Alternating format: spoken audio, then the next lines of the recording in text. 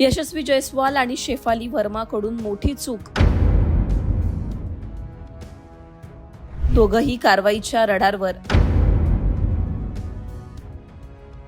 नाडाने notice नेमकी का बजावली, हे सगळं प्रकरण नेमकं काय, सगळं जाणून घेऊ. IPL 2026 सुरू असतानाच आता एक धक्कादायक माहिती क्रिकेट विश्वातून समोर आली आहे. भारतीय क्रिकेट संघाचा युवा फलंदाज, राजस्थान रॉयल्सचा स्टार सलामीवीर यशस्वी जयस्वालच्या अडचणी वाढण्याची शक्यता आहे. यशस्वी जयस्वाल आणि महिला क्रिकेट संघाची आक्रमक सलामीवीर शेफाली वर्मा यांना राष्ट्रीय अँटी डोपिंग एजन्सी म्हणजेच नाडाकडून नोटीस बजावण्यात आली आहे. ही नोटीस नेमकी का पाठवण्यात आली आहे, यामुळे या खेळाडूंच्या अडचणी कशा वाढू शकतात, जाणून घेऊ. आता नाडाने नेमकी नोटीस का बजावली ते आधी समजून घेऊ. यशस्वी जयस्वालची डोप चाचणी 17 डिसेंबर रोजी केली जाणार होती, तर शेफाली वर्मा हिची चाचणी 7 नोव्हेंबरला ठरवण्यात आली. जेव्हा DCO निश्चित ठिकाणी पोहोचले तेव्हा या दोन्ही खेळाडूंपैकी कुणीही तिथं उपस्थित नव्हतं. या दोन्ही खेळाडूंची डोप चाचणी हुकल्यानंतर नाडानं त्यांना कारणे दाखवा नोटीस पाठवली. त्याचबरोबर यशस्वी जयस्वालकडून 18 फेब्रुवारीपर्यंत आणि शेफालीकडून 20 फेब्रुवारीपर्यंत स्पष्टीकरण मागवण्यात आलं.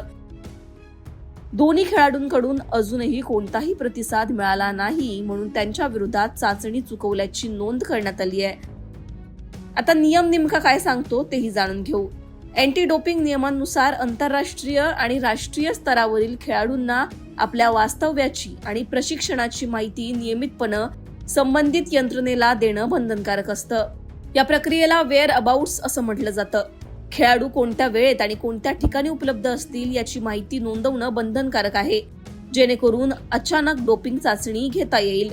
यशस्वी जयस्वाल आणि शेफाली वर्मावर आता कारवाई होऊ शकते का, तर हे प्रकरण थेट डोपिंग नियमांचं उल्लंघन या श्रेणीत येत नाही.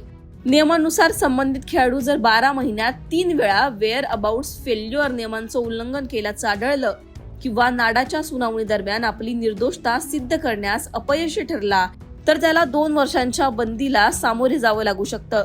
सध्या यशस्वी आणि शेफाली या दोघांकडेही आपली बाजू मांडण्याची संधी आहे.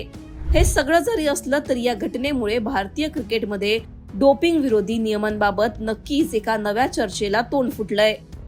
हे दोन्ही खेळाडू भारतीय क्रिकेटचं भविष्य मानलं जातं. त्यांनी अलीकडच्या काळात उल्लेखनीय कामगिरी बजावली आहे. या दोन्ही खेळाडूंना पाठवण्यात आलेल्या नोटिशीनंतर भारतीय क्रिकेट वर्तुळात आता चर्चा रंगली आहे. आता या प्रकरणात पुढील चौकशीनंतरच अंतिम निर्णय घेतला जाणार असल्याचं समजतंय. या संदर्भात दोन्ही खेळाडूंकडून अजूनही अधिकृत प्रतिक्रिया समोर आलेली नाहीये. तुम्हाला या सगळ्यांवर काय वाटतं, तुमची याबद्दलची मतं कमेंटमध्ये सांगा.